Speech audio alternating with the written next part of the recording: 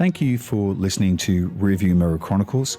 To send me an email, please use rearviewmirrorchronicles@gmail.com, and to send me a message on WhatsApp, +60 16 425 6301.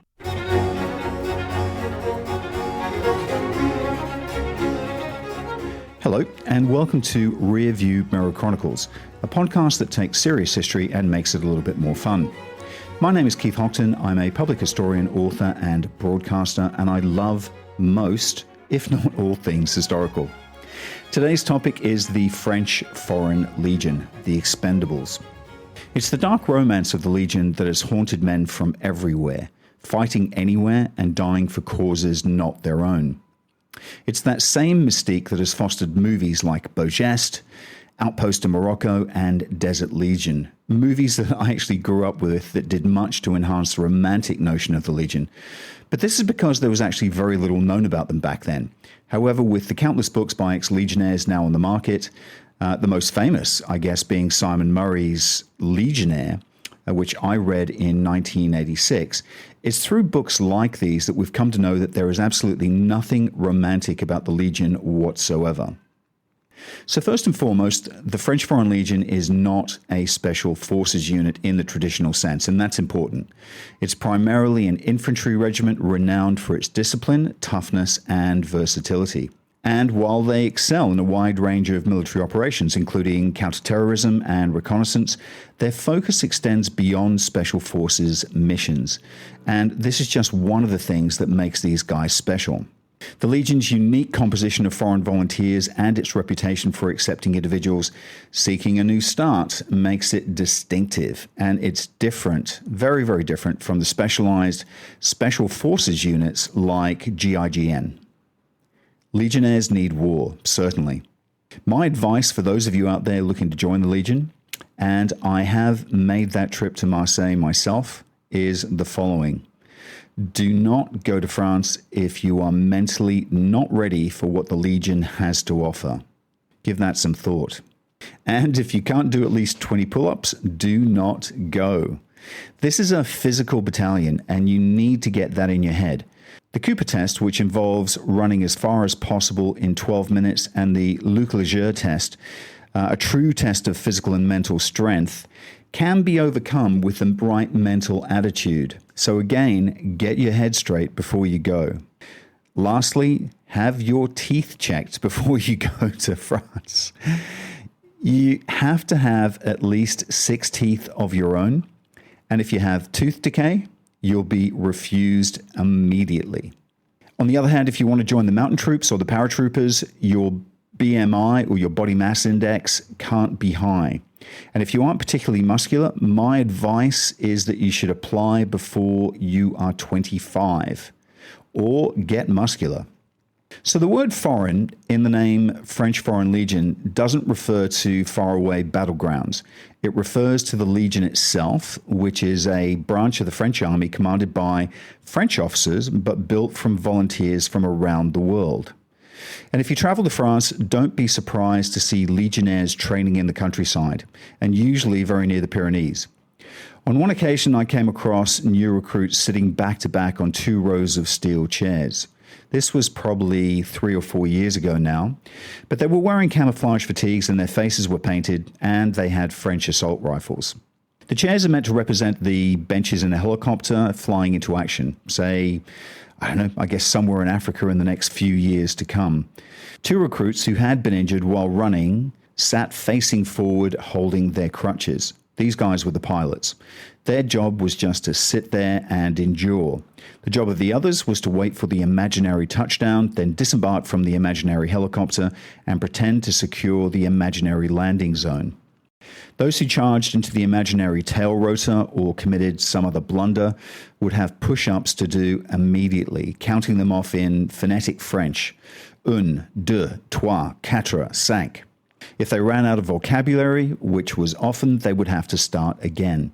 Eventually, the recruits would stage a phased retreat back to their chairs, then take off, fly around for a while, and come back in for another dangerous landing, and it would begin again, hour after hour. And the real lesson here wasn't about combat tactics. It was about not asking questions, about not making suggestions, about not even thinking of those two things. It's about forgetting your civilian reflexes. War has its own logic. Be smart. For you, fighting does not require a purpose. It does not require your allegiance to France. The motto of the Legion is Legio Patra Nostra. The Legion is our fatherland. This means they will accept you, they will shelter you, and they will send you out to die. Women are not admitted, they never have been, and service to the Legion is about simplifying men's lives. I mean, seriously, what man is not considered climbing onto a motorcycle and heading south to Marseille? And the Legion can be like that for some. It was like that for me. Currently, it employs 7,286 enlisted men, including non-commissioned officers. Over the past 2 decades, they have been deployed to Bosnia, Cambodia, Chad, both the Congos, Djibouti and French Guiana, Gabon, Iraq, the Ivory Coast, Kosovo, Kuwait, Rwanda, and Somalia. And they have fought in Afghanistan as members of the French contingent. There is absolutely no other force in the world today that has known so much war for so long. A significant number of the men are fugitives from the law, living under assumed names, while their actual identities are closely protected by the Legion. This will be the same for the men that you come across in the countryside, like I did. They'll probably have at least 30 countries in their mix, and only a third of them will speak some form of French. The language problem will be compounded by the fact that most of the drill instructors are foreigners too. I witnessed one recruit drop his rifle.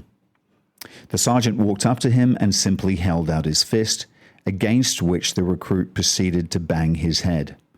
The sergeant then lowered his fist and walked away. He is the walking wounded of life when he arrives, an officer said of the typical legionnaire. The discipline he learns is very visible. Recruits to the Legion come from Austria, Belarus, Belgium, Brazil, Britain, Canada, the Czech Republic, Ecuador, Estonia, Germany, Hungary, Italy, Macedonia, Madagascar, Malaysia, Mongolia, Morocco, Nepal, New Zealand, Portugal, Russia, Senegal, Serbia, Slovakia, South Africa, and the Ukraine. They also come from France, but are given new identities as French Canadians. Men who have been through recruit training in winter say that you should never join the Legion in winter. You should go from Morocco, sleep under a bridge, do anything, and just wait for the spring. Cocktail hour, surprisingly, in the Legion isn't something to look forward to. The cocktails are pull-ups and dips and a sequence of synchronized sit-ups punctuated by 2 brief rests during which a corporal will walk lazily across the abdomen of the recruits. Then it's time for dinner. Before eating, the recruits will drink large cups of water and then invert the empty cups and place them on their heads to demonstrate the achievement. A soldier observes them at all times. Usually a platoon commander, usually muscular, always French, with a military bearing and an air of easy authority. The only direct contact with the recruits reserved systematically for officers is a French language lesson that is taught daily in the multipurpose room. For obvious reasons, the teaching of rudimentary French is a preoccupation of the French Foreign Legion. And as expected, words in French to be copied down are basic. They have to be. Words like more, less, high, low, on, under, inside, outside, interior, exterior, ahead, behind, small, large, thin, fat. Besides that, you'll also have to learn morning, morning shave, breakfast, noon, evening, eat, go wash yourself, to shave, to write, to read, speak, to buy, and to pay. Conjugations of the verbs to be and to have, like, I guess, I am, you are, he is, they say in ragged unison, as a unit. We have, you have, they say as one. The officers make you learn French, and you have to learn fast because there is no one there to protect you. There's no family. There's not your mother. But if you learn fast, you'll gain a family that will actually die for you, and you for them if the time comes. While I was there, I witnessed instructors pointing to the heads, and you better know what hair is in French. Nose, eye, one eye, 2 eyes, ear, chin, mouth, teeth, lips, tongue, cheek, neck, shoulder. Repeat it again and again and again until it's second nature. While I was there, one of the officers began whistling individual recruits to their feet for answers, and he would point to arm, elbow, hand, wrist, thumb. And you better not get it wrong. It's not la thumb, it's le thumb. It's masculine. He selected a New Zealander and indicated a man's stomach. The New Zealander stood and mumbled something indistinct, as New Zealanders are known to do. The officer in question whistled, and the New Zealander's Senghalese tutor rose to his feet and said to him, "We learned this last time. Why does he not know it?" The Senghalese said, "He learned it, sir, but he forgot it." Forget something in the Legion and you'll get 30 push-ups. Another officer directed a recruit to jump on the table. "He is on the table," he said. "Repeat." He directed another recruit to crawl under the table. "He is under the table," he said. "Repeat." These are not men who had excelled in school. The officer then told them to take a break and to practice what they had learned, and you better not forget by the following day. The officer in question stepped out for a smoke, and when he returned, he said quietly, "Outside." And the recruits stampeded to comply. A dirt track led to an upper field. The officer then said, "Go to the track." They ran to it. He then shouted, "Where are you?" They shouted back, "We are on the track." He directed them to a hedgerow. "Where are you?" "We are in a hedgerow." He ordered one man to walk across a clearing. "What is he doing?" "He is walking across the clearing," they shouted.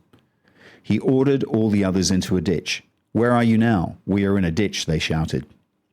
Morning, afternoon, evening, night, there were tactical exercises during which the recruits advanced in confusion through forest and field, shooting off blanks and suffering scores of imaginary casualties for their errors.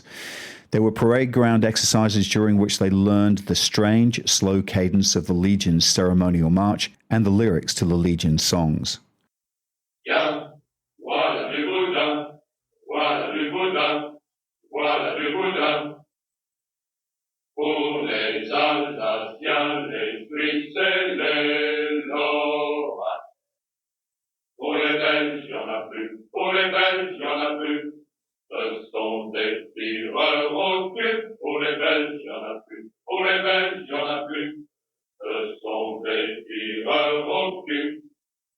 Nous sommes des gourdins, nous sommes des lascars, des petits pas ordinaires.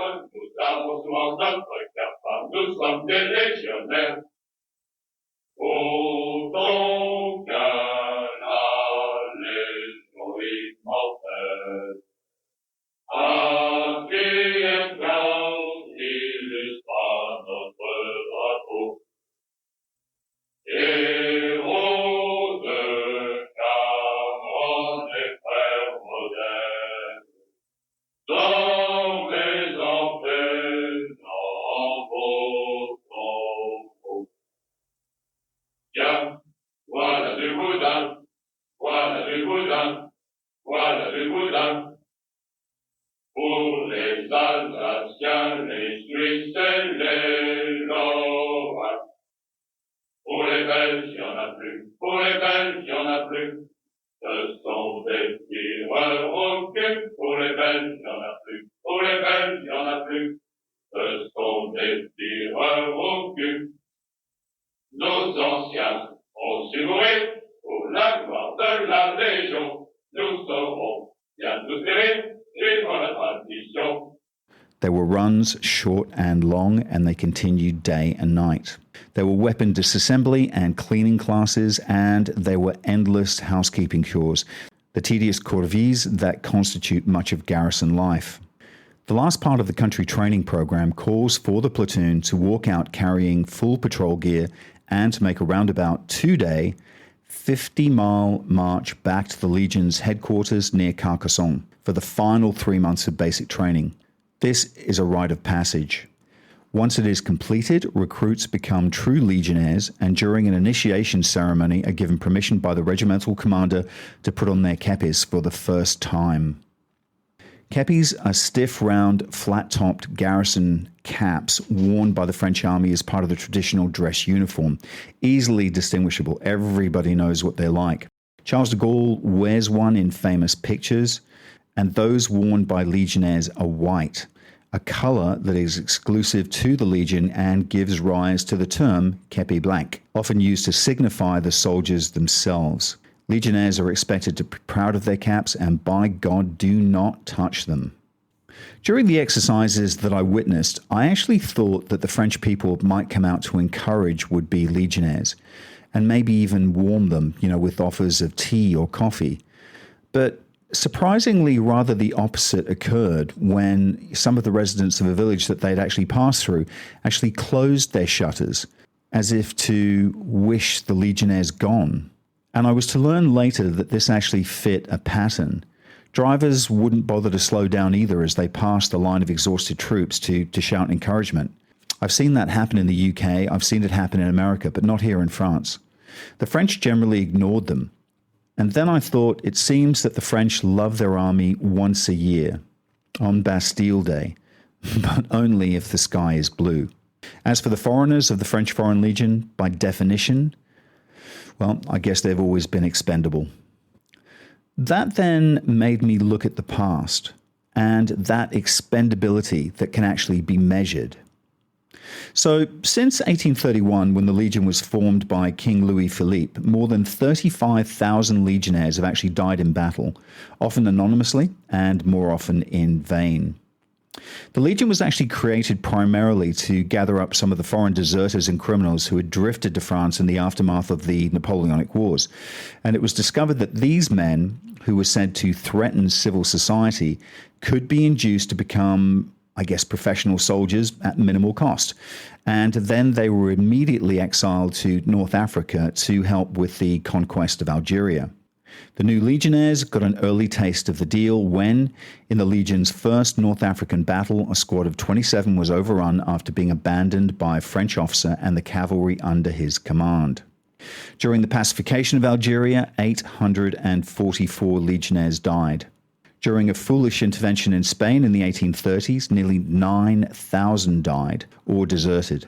During the Crimean War in the 1850s, 444 died. Then, astoundingly, came the French invasion of Mexico of 1861 through to 1865, whose purpose was to overthrow the reformist government of Benito Juarez and create a European puppet state, to be lorded over by an Austrian prince named Maximilian. That didn't work out either. Mexico won, France lost, and Maximilian was shot. Of the 4,000 legionnaires sent off to help with the war, roughly half did not return. Early on, 62 of them barricaded themselves into a farm compound near a village called Cameron in Veracruz and fought to the finish against overwhelming Mexican forces. Their last stand provided the Legion with an Alamo story that, in the 1930s, during a spate of tradition-making, was transformed into an officially cherished legend, Cameron, promoting the idea that true legionnaires hold the orders they receive before life itself.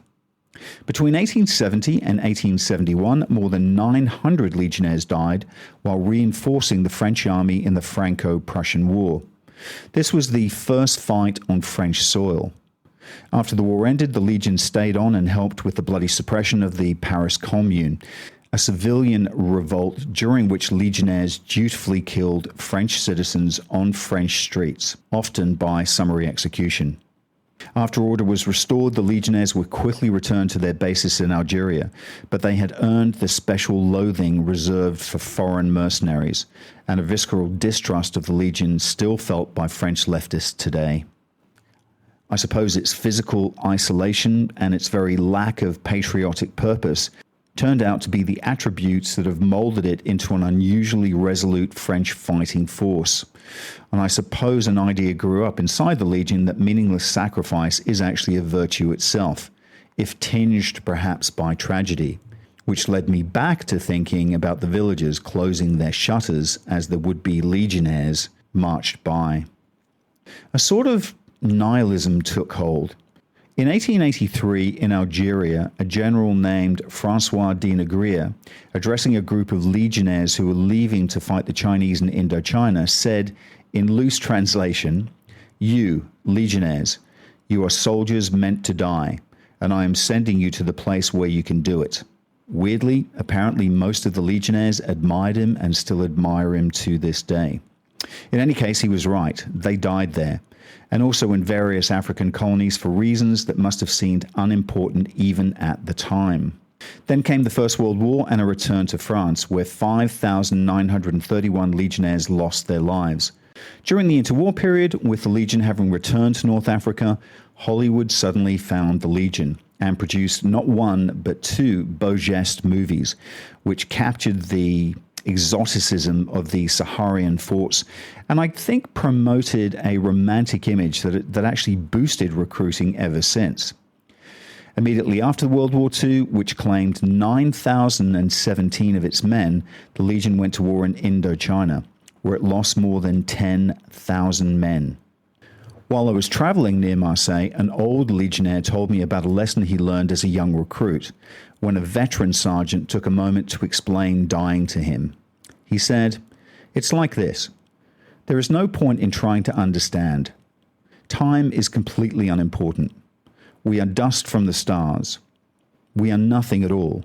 Whether you die at age 15 or 79 in 1,000 years, there is no significance to it. So fuck off with your worries about war." With the French withdrawal from Indochina, the Legion returned to Algeria under the command of embittered army officers, many of whom believed that they had been betrayed by their civilian elites and that only they, the officered, had the moral fibre to defend the integrity of France. These were dangerous delusions for officers to have, particularly because the Legion now found itself embroiled in something like a French civil war. The savage 8-year struggle over Algerian independence. It was an emotional fight characterized by the systematic use of torture, retributive killings, and atrocities on all sides. The Legion committed its share of its crimes, that I am sure. It also lost 1,976 men, and altogether, perhaps 1 million people died. Look, I know it won't matter in 1,000 years. It just won't. And for cultural reference, Brigitte Bardot was in her prime. Near the end, just when the army believed it had prevailed on the battlefield, wiser heads in France, Charles de Gaulle for one, and the French people themselves realized that Algeria could no longer be held. After negotiations for a complete French withdrawal, a group of French officers hatched a plan to reverse the tide by seizing cities in Algeria and killing Charles de Gaulle in the process and installing a military junta in Paris. They made their move on April the 21st, 1961, starting with the seizure of Algiers by a regiment of Legion paratroopers under the command of de Saint-Marc, a major, an officer, who tellingly is revered within the army today for having stuck to his principles. 2 additional Legion regiments joined the rebellion, as did a number of elite units of the regular French army. The situation seemed serious enough to the government in Paris that it ordered the detonation of an atomic bomb at a Saharan test site to keep it from falling into the hands of these rogue forces. I mean, isn't that astounding? Something that few people actually know about to this day. But the conspiracy was hopelessly ill-conceived. On the second day, after de Gaulle appealed for support, the conscripted citizen soldiers who made up the overwhelming majority of the men in the armed forces took matters into their own hands and mutinied against the conspirators. And the coup failed. And let's just take a short break for a message from our sponsor. Autonomous is your one-stop shop for your Malaysia My Second Home visa. But they are much more than that. When you sign up with Autonomous, you become part of a larger community, a community that cares about you in Malaysia. And that's important when you move to a new home. So for more information, call Autonomous or WhatsApp them on +60 12 493 7270 or visit their website www.penangmyhome.com. And we are back. It was never going to succeed. The chief conspirators were arrested, 220 officers were relieved of their command, and another 800 resigned. And the rebellious Foreign Legion Parachute Regiment was completely disbanded, too dangerous to leave in operation. These paratroopers were unrepentant. Some of them deserted to join the OAS, which was an ultra-right terrorist group that launched a bombing campaign in Paris. And when the others left their Algerian garrison for the last time, they sang an Edith Piaf song called No, I Regret Nothing.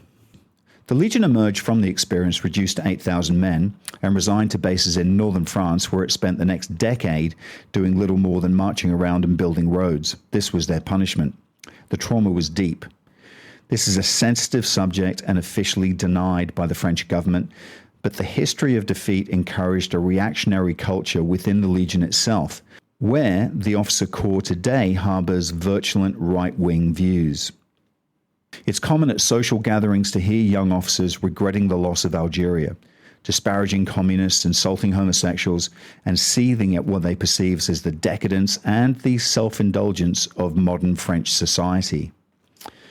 In the southern city of Nimes, which is home to the Legion's largest infantry regiment, the 2nd, it was reported that a French officer complained about the local citizens, saying, "They speak about their rights, their rights, their rights.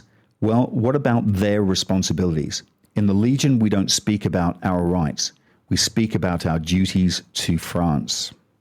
This particular officer had been an enlisted man in the regular army before becoming an officer in the Legion. He had been deployed in Djibouti, in Guyana, and in Chad. He'd seen action in all 3 countries. He said that in the regular army, which since 2001 has been a volunteer force, a conscription culture remains in which soldiers commonly talk back to their superiors and fail to execute orders. He jokingly said it's halfway to civilian life. It's a 9-to-5 job with weekends off. Service in the Legion, by contrast, is an all-consuming existence. I then wondered if there were national differences in the Legion, so I reached out to an officer friend of mine who was actually still serving. He asked that I didn't use his name. But yes, he said, for instance, the Chinese make the worst Legionnaires. Usually they angle for kitchen work. I have no idea why. The Americans and the British are almost as difficult because they get upset about living conditions. They endure for a while and then they run away. Not all, but most. And you would think that the selection board by now would have figured this out, wouldn't you? He said the French are flaky, the Serbs are tough, the Koreans are the best of the Asians, and the Brazilians are the absolute best of all. But whatever their attributes or faults, he felt like a father to every one of them, he said. And interestingly, though the oldest were actually older than him, he told me that like other Legion commanders, he spent every Christmas with his troops rather than with his own family because so many had no home to return to. And he said this meant a lot to them. Frankly, I doubted it, in part because Legionnaires are not the type to care much about Christmas and don't trust their officers that much. But it was his view. At the Legion's headquarters, the commanding general, Christophe de Saint-Chamas, a good Catholic, a father of 7, a graduate of the French military academy, Saint-Cyr, pursued this theme when I asked. He said of the Legionnaire, "He is the walking wounded of life when he arrives. When he comes, I can protect him. I can protect him from what he tells me about his past. He fast becomes a force that can be used to turn him into a good soldier. What I can do for him is fix strict rules, the first being to speak French, the second to respect the hierarchy. The discipline he learns is very visible. We saw it, for instance, in firing rates in Afghanistan, where Legionnaires used much less ammunition in firefights compared to the regular French soldiers. So he is a great soldier. He is willing to die for a country that's not his. But his weakness? His fragility in inaction. He drinks, he gets in trouble, or he deserts." I asked if this was a particular worry now, especially with France having pulled out of Afghanistan. Before hanging up the phone, he said, "Obviously, we are not going to declare wars just to occupy the army." To outsiders, it looks a little strange. All that discipline and marching, and then ending up dead. The coup attempt brought to the surface the troubled relationship between France and its Foreign Legion. The French admire it, of that there is no doubt, and yet they don't quite trust it. Another reinvention was required. This time the solution was truly bold, to turn the Legion into an elite force, a strike force, a kind that could easily put down a coup or stage one in another country. The undisgraced Second Para became the young lions of this newly created force. Elite fighting forces are a serious attraction to young men, and the Legion, unlike many special forces, gets to fight a lot. Death and elitism are a heady cocktail indeed. Since the late 1960s, the Legion has fought with distinction in Chad in 1969, in Zaire in 1978, and been a peacekeeping force in Lebanon in the early 1980s. During the first Gulf War in 1990-91, they served to protect one of the arms of the coalition forces and received very light casualties. In 1992, they were back in old Indochina in Cambodia, and also in Somalia. In 1993, they were in Bosnia and Rwanda in 1994. In this century, they have served again in the Ivory Coast in 2003 and Chad in 2008. In 2013-14, they helped rid Mali of the politicized Islamic extremists that took control of Timbuktu, a return to their romantic desert roots. Ex-legionnaires are rather touchy on the subject of their motivation. They naturally distrust anyone who hasn't had the experience. To outsiders, it looks a little strange. All that discipline and marching, and then ending up dead. That they are men who love fighting, I think, is only half their story. Even the desire to prove oneself as manly and tough cannot account for the continued fascination for this army of foreign mercenaries who celebrate not victory, but an honorable death. I think one has to go further and look at the samurai tradition of Japan, where an almost erotic interest in death runs alongside a more workaday nihilism. According to the 18th century samurai manual, the Hagaguri, a real man does not think of victory or defeat. He plunges recklessly towards an irrational death. By doing this, you will awaken from your dreams. Folks, I hope you enjoyed this podcast. Please share it with your friends. And if you like what you hear, please rate it on the platform that you listen to it on. That will have it rocketing up the charts and more people will listen. Well, maybe they won't, but that's all the encouragement that I need. Until next time, bye for now.